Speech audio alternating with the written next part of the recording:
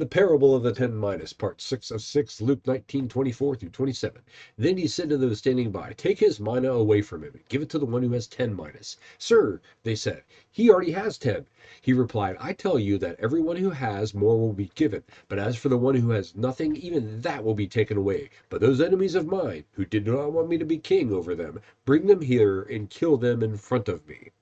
Well, okay, closing out the parable, we've examined the actions and the word of this nobleman, and we just find the case of his critics lacking. He appears to be entirely competent and entirely fair, and apparently he did hear about those people that organized the contingent and went far away so that they could complain about him and try to keep him from becoming king. He heard about it. We see that in 27. So what happens? Well, those people are proclaimed enemies and they're executed. Kids, if you're going to take a shot at the king, don't miss. So upon settling accounts, notice that the king makes a larger point about investment and stewardship. The person with the resources, that nobleman, doesn't invest them and send them out based on fairness. They distribute resources based on the way those resources are put to use in returned investment.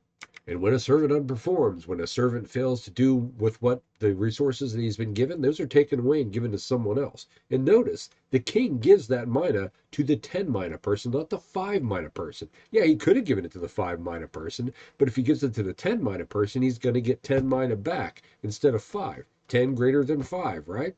He's not trying to get that 5 mina person up to 6 so that he's kind of more level. It's not about fairness, it's about return.